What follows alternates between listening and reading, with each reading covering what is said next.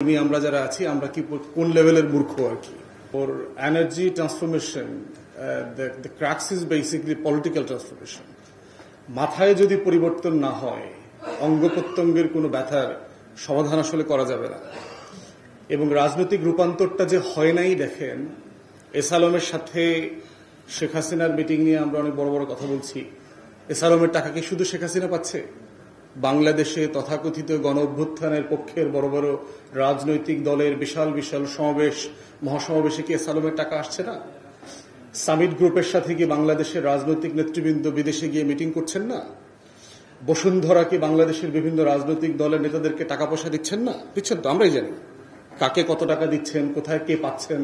শুধু ক্যামেরাম্যান দেখেন না যাদের এনার্জি ইন্টারেস্ট আছে তারা ক্যামেরাম্যান পাঠিয়েছে কিনা আজকে অত মিডিয়ারও তো এই পলিটিক্স আছে আজকে কেন ক্যামেরাম্যান নাই এখানে আজকে তো 40টা আমরা তো বিভিন্ন জায়গাতে মিডিয়াতে বিভিন্ন ইস্যুতে কথা বলি 40+ নিউজ চ্যানেল আছে আজকে 10 জনও আসেন নাই যারা এসছেন তাদের প্রতি অবশ্যই আমরা কৃতজ্ঞ এখানে একটা এনার্জি পলিটিক্স আছে এবং আমরা বিশেষ করে যারা পার্টিকুলারলি তরুণরা এখানে আছেন আপনারা দয়া করে ক্যামেরাম্যান লোগোগুলো আজকে তালিকা করে নেবেন কারা কারা এসছে আর অনলাইনে গিয়ে দেখবেন কারা কারা আসে নাই বাসায় গিয়ে খুঁজবেন এদের মালিক কারা তাদের কোনো এনার্জি ইন্টারেস্ট আছে কিনা শুধুমাত্র ডেটা পলিটিক্সটা বুঝলে এনার্জির আকাশ বাতাস কোথাও কুলকিনারা করতে পারবেন না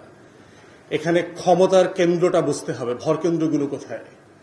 আমরা যারা জ্বালানি নিয়ে কথা বলেছি জ্বালানির মাননীয় উপদেষ্টা ব্যক্তি মানুষ হিসেবে সৎ মানুষ কোনো সন্দেহ নাই কিন্তু ওনার পলিসি ইনকনসিস্টেন্সির ব্যাপারে প্রেসে আমি বহুবার কথা বলেছি এবং পার্সোনালি ওনাকে বলেছি এবং দেখেন যে কুইক রেন্টাল রিলেটেড অনেকগুলো কোম্পানিকে বিভিন্ন ফর্মে ব্ল্যাকলিস্ট করা হয়েছে তাদের অ্যাকাউন্ট ফ্রিজ করা হয়েছে শেয়ার ট্রান্সফার করা যাবে না এগুলো বলা হয়েছে কিন্তু ইউনাইটেডকে করা হয়নি তাহলে এখন প্রশ্ন হচ্ছে যে রাষ্ট্র এই কাজটা করতে পারে কিনা তার পলিসি ফেয়ারনেস লাগবে তো যে আপনি যেই কারণে বলছেন যে এই কোম্পানিগুলো তার অ্যাকাউন্ট অপারেট করতে পারবে না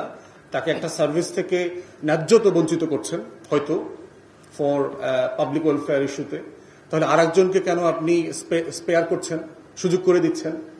তাহলে এখানে তো একটা পলিটিক্স আছে মানে পলিটিক্স অফ পলিসিজ আছে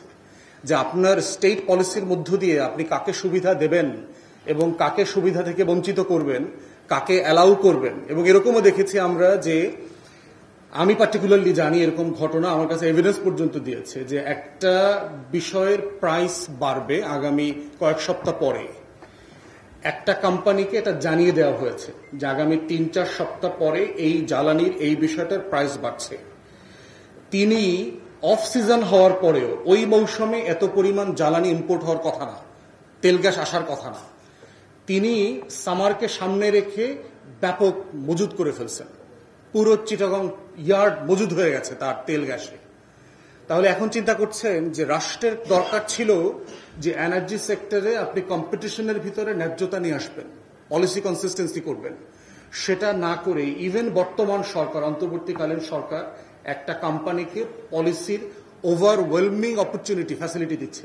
আওয়ামী লীগ কিন্তু এটা করে নাই আওয়ামী লীগ কিন্তু সব অলিগার্ক পুরো ক্রিমিনাল গ্যাংকে সমান অপরচুনিটি দিচ্ছে মানে সব খুনিকে সমান ধরনের অস্ত্র দিয়ে বলছে তুমি সব পরিমাণ খুন করতে থাকবা এটা হলো তার অলিগার্কির ফেয়ারনেস ছিল ন্যায্যতা ছিল অলিগার্কির ভিতরে যে আমার প্রত্যেকটা ক্রিমিনাল গ্যাং একই অস্ত্র পাবে খুন করার জন্য তাকে আমি অস্ত্রের ভিতর থেকে বঞ্চিত করব না তাহলে আমার রাষ্ট্র আজকে কি করছে যে আমরা গণ অভ্যুত্থানের মধ্য দিয়ে যাদেরকে দয়া করে অ্যাডভাইজার বানাইছি দয়া করে বলি এই কারণে কারণ ওনারা আওয়ামী লীগের সময় খুব বেশি কষ্টে থাকেন নাই আমাদের মতো 6 রাত 6 বাসায় ঘুমান নাই রাত 2টার সময় পালায় বেড়ান নাই জানলা থেকে পালায় বেড়ানো নিচে গিয়া দেখি চার গাড়ি র্যাব দাঁড়ায় আছে আমার ধরার জন্য মা এক বাড়িতে বসে কাঁদতেছে আমার 5-6টা বাসায় আমার লুঙ্গি আছে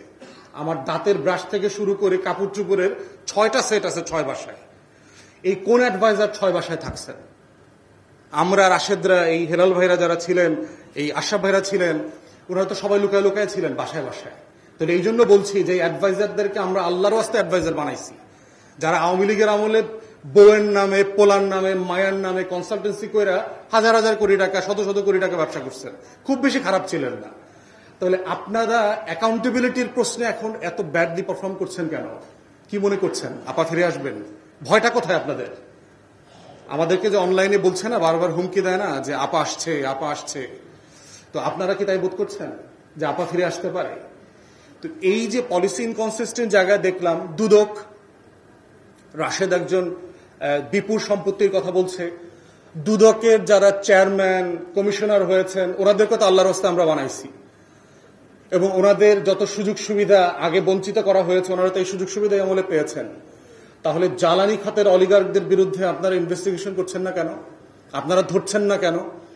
জনতা ব্যাংকের একজন কর্মকর্তা আমার কাছে এসছে, 1.5 লক্ষ টাকা চুরি করার দায়ে দুদকে তার মামলা হয়েছে। আর জনতা ব্যাংকের এমডি হাজার হাজার কোটি টাকা লুটপাট করছে বেক্সিমকোর সাথে মিলেমিশে, সে দিব্যি বহাল হালতে ভিআইপি প্রোটোকল নিয়ে ঘোরাফেরা করছে, রাষ্ট্রের বন্দর পার হচ্ছে, পার হচ্ছে। তাহলে এই দুদক দিয়ে আমরা কি করিব? এই দুদকের চেয়ারম্যানদেরকে যে আল্লাহর ওয়াস্তে আমরা বানাইলাম, ট্যাক্সপেয়ারদের টাকা দিয়ে ওনাদের 16 বছরের বঞ্চনার সুযোগ সুবিধা ফিরায় দিলাম, ওনারা